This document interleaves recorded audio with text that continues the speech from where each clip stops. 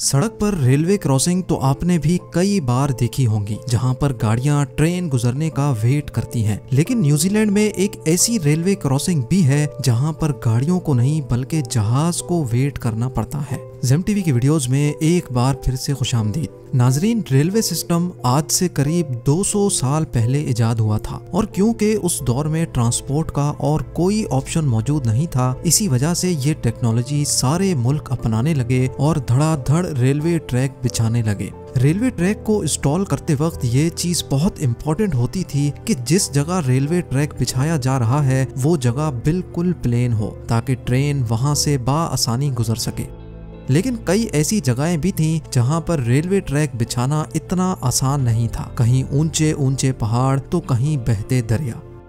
आज आप देखेंगे दुनिया के चंद ऐसे ही अमेजिंग रेलवे ट्रैक्स। तो आइए शुरू करते हैं। नंबर 7, दुनिया का सबसे ज्यादा स्टीप रेलवे ट्रैक स्विट्जरलैंड में मौजूद है। ये रेलवे ट्रैक स्विट्जरलैंड के एक छोटे गांव एल्पनेस्टेड से स्टार्ट होता है, जिसकी हाइट 464 मीटर्स है। लेकिन इसकी मंजिल माउंट पिलेटस है, जिसकी हाइट 2128 मीटर्स है। यानी ये ट्रेन तकरीबन 1600 मीटर्स की ऊंचाई सिर्फ 4.6 किलोमीटर के ट्रैक में कवर करती है। अब क्योंकि एक आम ट्रेन के व्हील्स में कोई ग्रिप नहीं होती और वो इतनी ज्यादा चढ़ाई पर स्लिप हो सकती है, इसी वजह से इस रेल कार के व्हील्स गियर्स की मदद से स्पेशल तरीके से डिजाइन किए गए थे ताकि चढ़ते और उतरते वक्त रेल कार स्लिप ना हो सके। 1889 में लॉन्च होने वाली ये रेल कार पहले स्टीम इंजन से चलती थी, लेकिन 1937 के बाद इसमें इलेक्ट्रिक इंजन लगा दिया गया। नंबर 6, न्यूजीलैंड में गिसबॉर्न के नाम से एक छोटा शहर है जहां का एयरपोर्ट बहुत ही अनोखा है। ये दुनिया का वाहिद ऐसा एयरपोर्ट है जिसके रनवे को एक रेलवे लाइन क्रॉस करती है। इस एयरपोर्ट का कंट्रोल टावर सिर्फ पायलट से कांटेक्ट में नहीं रहता, बल्कि यहाँ का कंट्रोल टावर रेलवे टावर से भी कांटेक्ट में रहता है। अगर प्लेन लैंडिंग के काफी करीब होता है तो ट्रेन को रोक लिया जाता है या फिर टेक ऑफ से पहले प्लेन को वेट करने का कहा जाता है। रनवे की जिस जगह से रेलवे ट्रैक गुजर रहा है उसको बड़ी महारत से ऐसे डिजाइन किया गया है कि जहाज की लैंडिंग के वक्त कोई हादसा ना हो। असल में ये रेलवे ट्रैक तो पहले से ही यहाँ मौजूद था, लेकिन बाद में इसी जगह पर एयरपोर्ट की कंस्ट्रक्शन का फैसला किया गया था क्योंकि एयरपोर्ट के लिए गिसबॉर्न में और कोई जगह सूटेबल नहीं थी।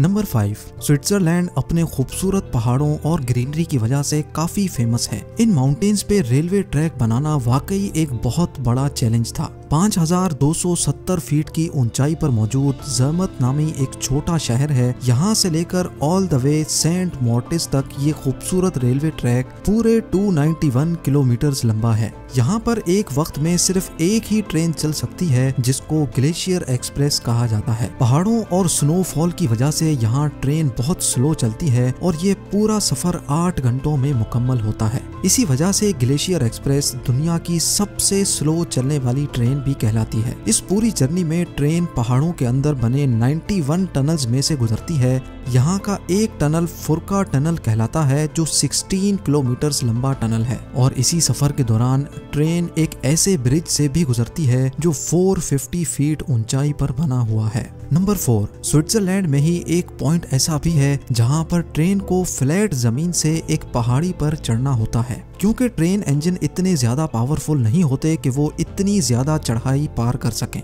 इसी वजह से ये वायाडक्ट बनाया गया था जिसको ब्रूजियो स्पाइरल वायाडक्ट कहा जाता है।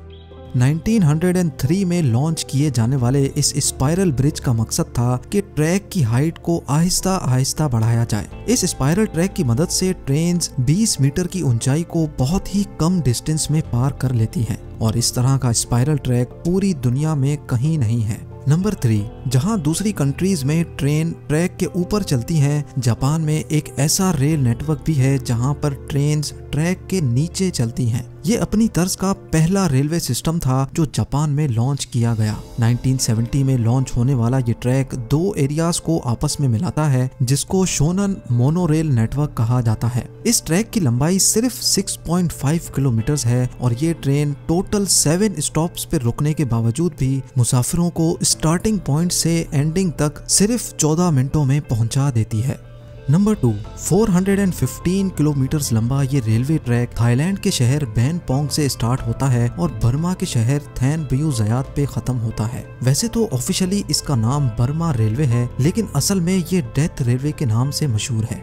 इसको डेथ रेलवे इस वजह से नहीं कहा जाता क्योंकि ये बहुत डेंजरस है, बल्कि इसके पीछे एक बहुत बड़ी कहानी है। वर्ल्ड वॉर 2 के दौरान आर्मी ट्रूप्स को खाना और वेपन्स सप्लाई करने के लिए एम्पायर ऑफ जापान ने ये ट्रैक बनवाया था, लेकिन इसको बनवाने में 1 लाख से भी ज्यादा वॉर प्रिजनर्स को इस्तेमाल किया गया। ये माना जाता है कि 415 किलोमीटर लंबा ये ट्रैक जल्द अज जल्द बनवाने के लिए वॉर प्रिजनर्स पे इतना जुल्म सितम किया जाता था कि इनमें से 50% से भी ज्यादा वर्कर्स मौके पे ही मर गए, जिनको वहीं ट्रैक के बराबर में दफन कर दिया जाता था। और अब नंबर 1, यूएसए की स्टेट ओहायो में नेपोलियन और डिफायंस के दरमियान बना हुआ रेलवे ट्रैक दुनिया का सबसे खतरनाक रेलवे ट्रैक माना जाता है। जहां ट्रेन्स को बिल्कुल सीधा ट्रैक चाहिए होता है, वहीं इस रेलवे ट्रैक का काफी हिस्सा बहुत ज्यादा टेढ़ा और ऊपर नीचे है, जहां से ट्रेन्स का गुजरना एक बहुत बड़ा इम्तिहान होता है। लेकिन आखिर ये ऐसा क्यों है और इसको ठीक क्यों नहीं किया जाता? असल में इस ट्रैक का जो हिस्सा जंगल से गुजरता है वहाँ जमीन गीली है और इसी वजह से अक्सर जगह से ट्रैक जमीन में बैठ गया है। इस ट्रैक को रिपेयर करने की बहुत कोशिशें की गई हैं, लेकिन नरम जमीन होने की वजह से ये मसला हल नहीं हो पा रहा। बस यही वजह है कि यहाँ से गुजरते वक्त ट्रेन्स अपनी स्पीड बहुत कम कर लेती हैं। उम्मीद है जेम टीवी की ये वीडियो भी आप लोग भरपूर लाइक और शेयर करेंगे। आप लोगों के प्यार भरे कमेंट्स का बेहद शुक्रिया। मिलते हैं अगली शानदार वीडियो में।